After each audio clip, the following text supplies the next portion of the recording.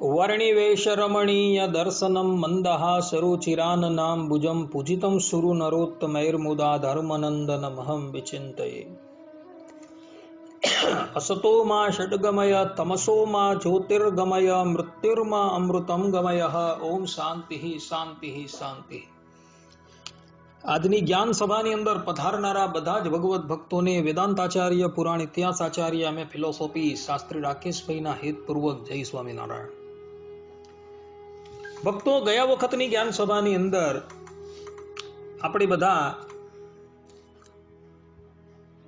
16 સંસ્કાર અંતર્ગત વેદારંભ સંસ્કારની વાત કરતા હતા। વેદારંભ સંસ્કારમાં બ્રહ્મચારી ગુરુકુલની અંદર વેદોનો સ્વાધ્યાય તથા અધ્યયન કરે છે અને તેવા સમયની અંદર એ દ્વિજે બ્રહ્મચર્યનું પૂર્ણ પાલન કરવાનું હોય છે, અર્થાત કે અષ્ટાંગ બ્રહ્મચર્યનું એણે પાલન કરવાનું હોય છે તથા તેના માથાની ઉપર જે કેસ હોય તે તથા એની દાઢીની ઉપર જે કેસ હોય છે તે એણે વધારવાના છે। આ ઉપરાંત મૌજી છે, મેખલા, દંડ છે, કમંડલ છે, મૃગચર્મ છે ઇત્યાદિ ધારણ કરવાનું વિધાન છે। અને જ્યારે વિદ્યા અધ્યયન પૂર્ણ થઈ જાય ત્યારે ગુરુકુલની અંદર કેશાંત સંસ્કાર જે છે એ સંપન્ન થાય છે। અને આ સંસ્કારની અંદર પણ આરંભની અંદર બધા સંસ્કારોની જેમ ગણેશાદિક દેવતાઓનું પૂજન કરવાનું હોય છે તથા યજ્ઞાદિના બધા અંગભૂત કર્મોનું સંપાદન કરવું પડે છે। અને તદંતર શ્મશ્રુ વપન એટલે કે દાઢી બનાવવાની ક્રિયા સંપન્ન કરાય છે। એટલે જ માટે આ સંસ્કારનું નામ શ્મશ્રુ સંસ્કાર પણ છે। જેમ કે સંસ્કાર દીપક ભાગ 2 ની અંદર 342માં પૃષ્ઠની પર આ વાત સ્પષ્ટ રૂપે લખેલી છે। ત્યાં કહ્યું છે કેશાનામ અંતઃ સમીપસ્થિતઃ શ્મશ્રુ ભાગ ઇતિ વ્યુત્પત્ત્યા કેશાંત શબ્દેન શ્મશ્રુણામ અભિધાનાત શ્મશ્રુ સંસ્કાર એવ કેશાંત શબ્દેન પ્રતિપાદ્યતે। એટલે કેશાંત શબ્દથી અહીં બ્રહ્મચારીની દાઢી જે છે એ દાઢી બનાવવાની હોય છે, અર્થાત કે એ જેટલા વર્ષ પર્યંત ગુરુકુલની અંદર નિવાસ કરીને રહ્યો હોય ત્યાં લગીન એણે દાઢીના વાળ, મૂછના વાળ તથા મસ્તકના કેસના વાળ જે છે એ કાપવાના હોતા નથી। પરંતુ જ્યારે એ વેદાધ્યયન પૂર્ણ કરીને સ્નાતક થઈ જાય ત્યારે ગુરુકુલની અંદર સર્વપ્રથમ દેવતાઓનું પૂજન કરીને એની જે દાઢી જે છે એ દાઢી જે છે એ કાપવામાં આવે છે। ભક્તો, માટે આ જે સંસ્કાર જે છે એને કેશાંત સંસ્કાર કહેવામાં આવે છે। અને આ જ સંસ્કારને ગોદાન સંસ્કાર પણ કહેવામાં આવે છે, કારણ કે ગો નામ જે છે એ કેસનું પણ છે અને કેસોનો અંત ભાગ અર્થાત કે સમીપ સ્થિત શ્મશ્રુ ભાગ જ કહેવાય છે। એટલે કેશાંત સંસ્કારને ગોદાન સંસ્કાર પણ કહેવામાં આવે છે। એનું કારણ આ છે કે ભાઈ ગો તરીકે કેસ કહેવાય છે અને એ કેસ જે છે જેની દાઢીની ઉપર વૃદ્ધિ પામેલા હોય છે તો એ જે કેસ જે છે એને કાપવા અને ત્યારબાદ એ જે સ્નાતક થયેલો જે દ્વિજ જે છે એ ક્યાં તો ગ્રસ્ત આશ્રમની અંદર પ્રવેશ કરશે અથવા તો વાનપ્રસ્થ સંન્યાસ અથવા તો બ્રહ્મચર્ય આશ્રમની અંદર જ એ રહેશે. માટે અહીં કેશાંત સંસ્કારનો અર્થ જે છે એ શાસ્ત્રકારોએ જે કરેલો છે કે દાઢીના જે વાળો જે છે એ કાપવા એને કેશાંત સંસ્કાર કહેવાય છે. અત્યારના જમાનાની અંદર તો વિદ્યાર્થીનો આ સંસ્કાર થતો જ નથી.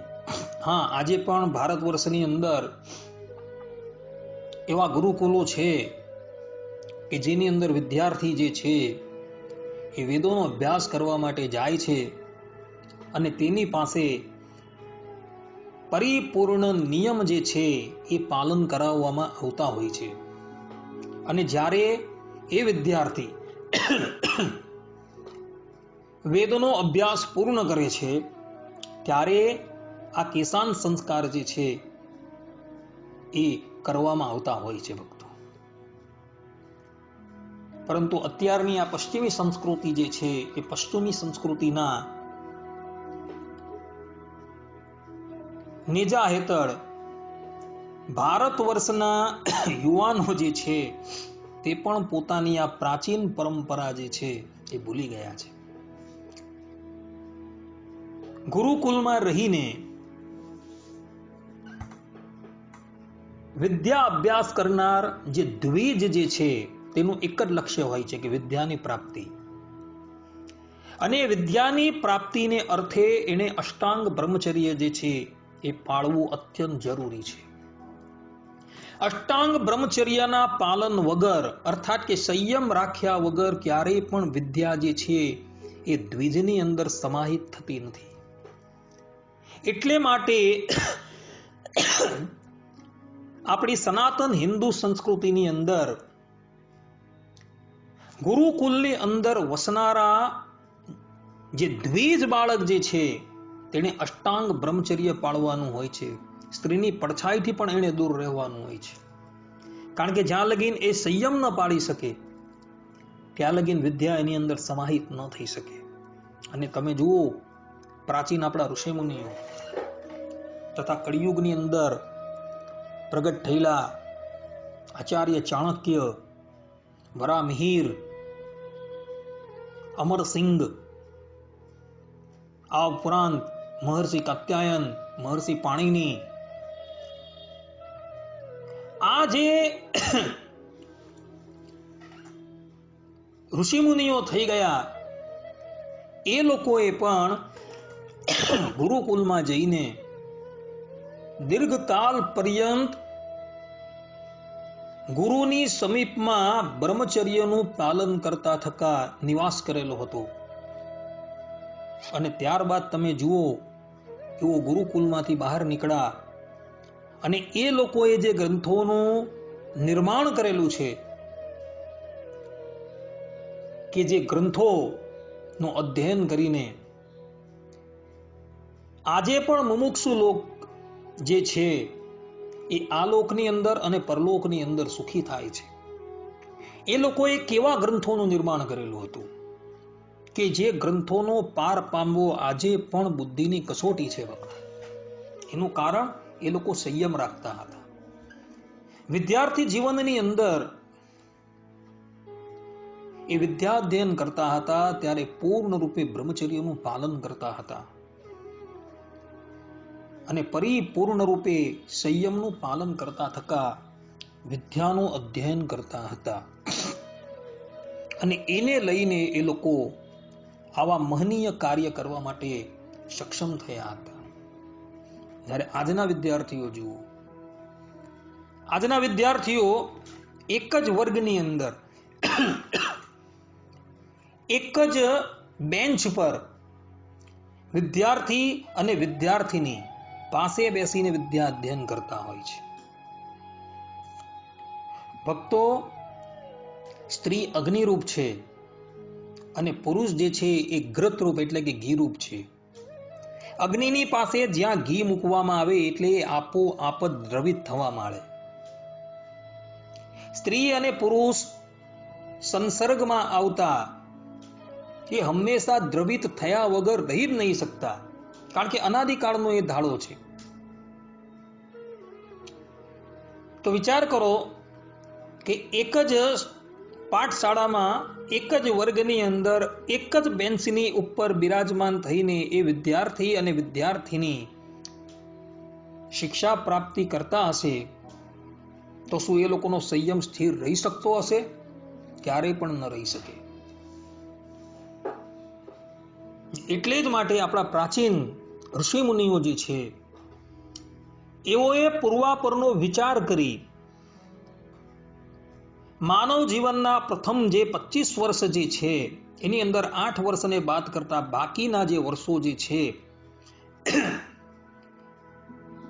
એ વર્ષની અંદર માનવે વિદ્યા અધ્યયન કરવું અને એ વિદ્યા અધ્યયન પણ અષ્ટાંગ બ્રહ્મચર્ય નું પાલન કરતા થકા કરવું એ પ્રમાણેની પરિપાઠી નક્કી કરેલી હતી. અને એ જમાનાના વિદ્યાર્થીઓ જુઓ કેવા તૈયાર થયા છે. અત્યારના આવો એક પણ વિદ્યાર્થી જોવા નથી મળતો.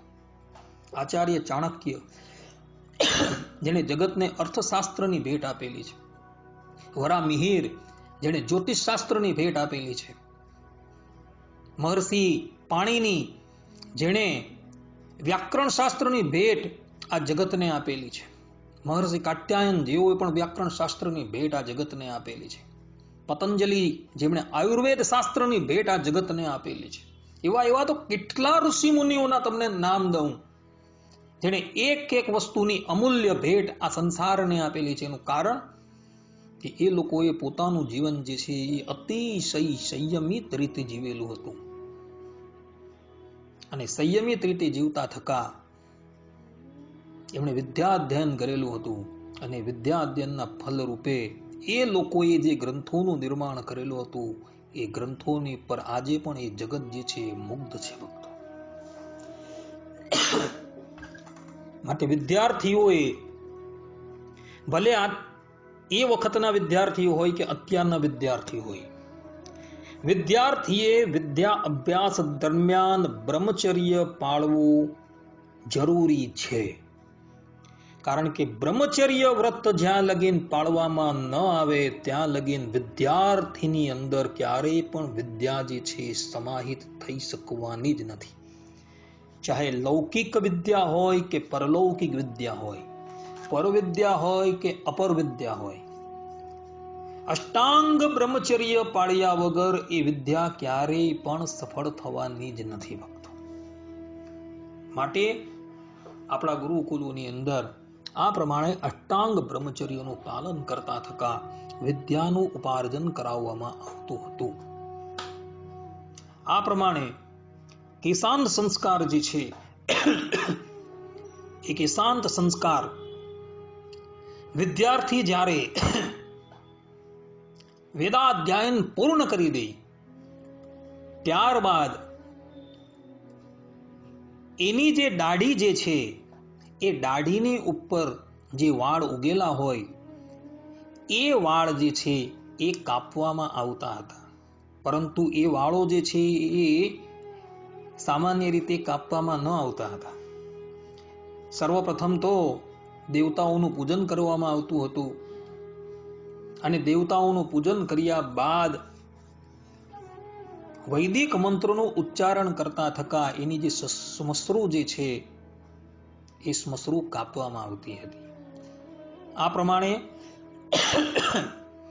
ગોદાન સંસ્કાર એટલે કેશાંત સંસ્કારનું વર્ણન શાસ્ત્રોની અંદર કરવામાં આવેલું છે ભક્તો. હું આશા રાખું છું કે આ પ્રવચન સાંભળ્યા બાદ એટલે કે અત્યારે જે આપણે સંસ્કાર સંબંધી પ્રવચન કરીએ છીએ એ પ્રવચન સાંભળ્યા બાદ સનાતન ધર્મના બધા જ લોકો જે છે એ લોકો પણ શાસ્ત્રોમાં જે પ્રમાણે સંસ્કાર કરવાનું વિધાન કરેલું છે એ જ પ્રમાણે સંસ્કાર કરવામાં તત્પર થશે તો હું સમજીશ કે આ પ્રવચન જે અમે કરેલું છે એ યથાર્થપણે લોકોએ ગ્રહણ કરેલું છે. આટલું કહીને હું મારી વાણીને વિરામ આપું છું. સર્વે સંતો નિરામયઃ, સર્વે સુખીનો ભવંતુ, સર્વે ભદ્રાણી પશ્યંતુ, માં કશ્ચિત દુઃખ ભાગ ભવેત. આ પ્રમાણે 12મો સંસ્કાર જે છે પૂર્ણ થઈ જાય છે. હવે પછીના પ્રવચનની અંદર આપણે 13મો સંસ્કાર સમાવર્તન એટલે કે વેદ સ્થાન સંસ્કાર જે છે એને વિશે થોડું નિહાળશું. ત્યાં લગીન બધા જ ભગવત ભક્તોને હેતપૂર્વક જય સ્વામિનારાયણ.